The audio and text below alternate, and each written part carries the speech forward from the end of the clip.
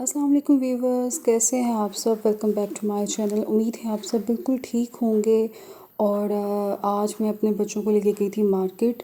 उनको लाहौर सारा विज़िट कराया। आफ्टर एग्ज़ाम्स वो फ्री थे, कुछ छुट्टियां थी, तो मैंने सोचा चले इनको हिस्टोरिकल प्लेसेस दिखाए जी, जो हमारा कौमी वर्सा है वो हम दिखाएं। मीनार पाकिस्तान में लाइटिंग हो रही थी और रमज़ान की वजह से बहुत ज़्यादा लाइटिंग हर जगह पे थी।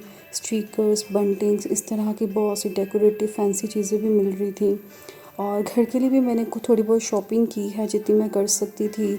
मुझे कुछ चाहिए था घर की शॉपिंग के लिए, तो हम लोग मेट्रो से लेके थे, मेट्रो कैश एंड कैरी। वहीं से मैंने कुछ ग्रोसरी शॉपिंग की और कुछ फ्रोज़न आइटम्स ली थी। और उसके अलावा भी मुझे कुछ ना डेकोरेशन के लिए कुछ चीज़ें चाहिए थी। वो मैं आपके साथ डेली व्लॉग में शेयर करूँगी कि मैंने क्या क्या चीज़ें बाय की और किस किस तरह से मैंने अपनी रमज़ान प्रेपरेशन को डन किया है और प्री प्रेपरेशंस मेरी क्या थी। ये ड्यूरिंग रमज़ान और व्लॉग में मैं आपके साथ शेयर करती रहूँगी, क्योंकि स्पेशल टाइम निकाल के आपके साथ शेयर करना तो बहुत टाइम टेकिंग होगा। और मैं चाह रही थी कि मैं ना रमज़ान से पहले ये अल्हम्दुलिल्लाह नेक्स्ट डे रमज़ान है, तो ये एक दिन पहले का व्लॉग है। और मैं दरबार गई थी, बिकॉज़ हम लाहौर में रहते हैं, तो दादा दरबार मेरा बहुत दिनों से दिल चाह रहा था कि वहाँ पे जाके मैं कुछ नवाफिल अदा करूँ। और अल्हम्दुलिल्लाह यासीन पढ़ी, नवाफिल अदा किए। अच्छा, वैसे मेरी ये आदत है, मैं बच्चों को बताती रहती हूँ जो हमारे हीरोज़ हैं, जो हमारे वली अल्लाह हैं, स्पिरिचुअल हीरोज़ हैं, नेशनल हीरो हैं। बच्चों को हर तरह की बातों का पता होना चाहिए, क्योंकि ये जो दौर है, हमें ख़ुद अपने बच्चों को हर तरह से हर माहौल के लिए गाइड करना है। तो यहाँ से फ्री होने के बाद ना मैंने अपनी अम्मी की तरफ जाना था, बाबा की बरसी भी थी और तब भी मैं नहीं जा सकी। तो मैंने सोचा चलो मैं छोटे भाई के साथ ना कब्रिस्तान हुआ हूँ। बहुत दिनों से अब्बा की याद आ रही थी और आई थिंक काफ़ी अर्सा हो गया था ना मैं बाबा की कब्र पे भी नहीं आई थी। और यहाँ पे हमारा जो कब्रिस्तान है, ये कहने आबाई कब्रिस्तान है और तकरीबन सबकी यहीं पे ही मतलब कब्रें हैं बनी हुई। तो यहाँ पे आके वही जब इंसान कब्रिस्तान में आता है ना, तो फिर इंसान की जो दुनिया का गुरूर है, जो अक्ल है, जो मटीरियलिस्टिक जो हमारा एटीट्यूड है, वो हम बहुत पीछे छोड़ आते हैं। और मैं देख रही थी कि इंसान अपनी ज़िंदगी में क्या क्या कुछ सोचता है, करता है, और एट द एंड आप देख सकते हैं कितना सन्नाटा है, कितनी खामोशी है। किसी के चीखने चिल्लाने की आवाज़ नहीं आ रही सिवाय परिंदों के। और हमारा सारा गरूर हाक ख़त्म हो जाता है, हमने भी इसी मिट्टी में जाना है। बस अल्लाह पाक से यही दुआ है कि हमारी आखिरत बहुत अच्छी हो।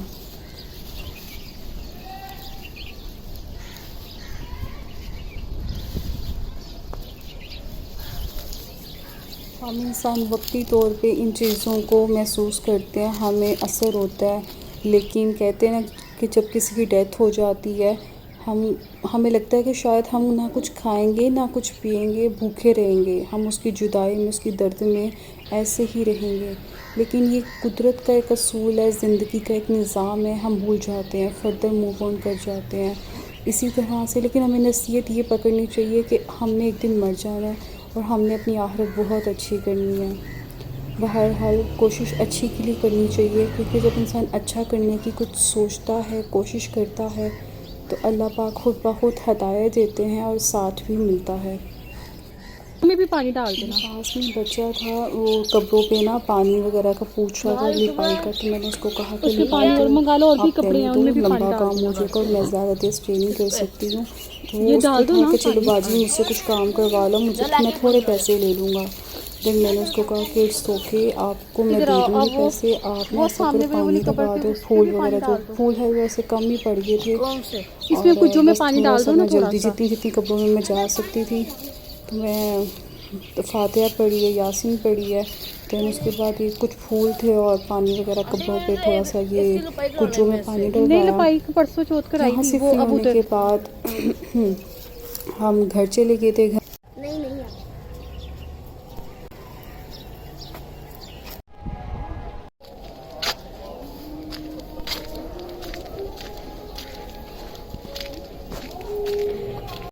और ये घर में आई थिंक ये मुश्किल से कोई 2 बोल हलवा होगा, ये कौरमा था और ये भी बस खाना बन ही रहा था और बिरयानी मेरे ख्याल से दम पे थी, क्योंकि मटर और बिरयानी मतलब चिकन मिक्स चावल थे, ये दम पे था। तो मैंने सोचा चलो जब तक खाना हमारा रेडी होता है हम लोग जल्दी से मेट्रो आते हैं, शॉपिंग कर लेते हैं, क्योंकि आपको पता है रोज़े की हालत में बाहर निकला नहीं जाता और ना ही टेलर के चक्कर लगाए जाते हैं और ना ही वो दुपट्टे के साइडों पे पाइपिंग वगैरह जो भी करवाना हो ना। तो मेरा था कि हम आज इसको डन कर लें। मेट्रो हम चले गए थे, मेट्रो हमारे घर से बिल्कुल वॉकिंग डिस्टेंस पे है, ज़्यादा देर नहीं लगी। और यहाँ पे बड़े अच्छे मुझे रीज़नेबल अच्छे ड्रेसेस मिल गए थे, फैंसी लुक भी थी और साइज़ेस भी सारे थे। मज़े की बात है बजट फ्रेंडली थे, बहुत ज़्यादा कॉस्टली नहीं थे, फैब्रिक भी बहुत अच्छा था। You can see the price.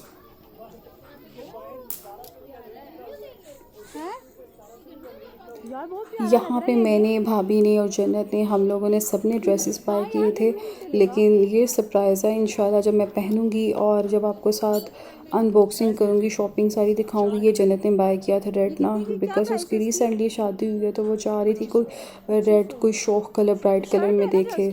और आपको पता है कि मुझे ब्लैक कलर कितना पसंद आ जाके मेरी ब्लैक पे सुई अड़ जाती है, लेकिन मुझे किसी ने ब्लैक नहीं लेने दिया कि बस कर दो, बहुत ले लिए तुमने ब्लैक कलर ना। तो मौसम ज़रा चेंज हो गया था, सर्दी बहुत ज़्यादा लग रही थी, तो फिर मैंने, और तो किसी ने नहीं पहना, तो मैंने स्वेटर हैंग ही था, बस ये एक दो सूट थे जो मेरे अभी तक नहीं अंदर रखे, तो मैंने सोचा यही मैं पहन के चली जाती हूँ।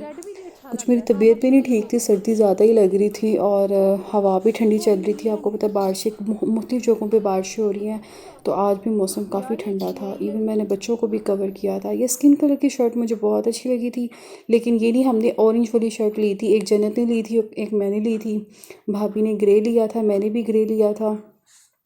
तो ये बड़ी रीज़नेबल शर्ट्स थी, आई थिंक 15 के 1800 में थी और फैब्रिक भी इसका अच्छा था और आपको उसके साथ कोई हैवी कुछ करवाना नहीं पड़ना था, स्टिच शर्ट्स थी।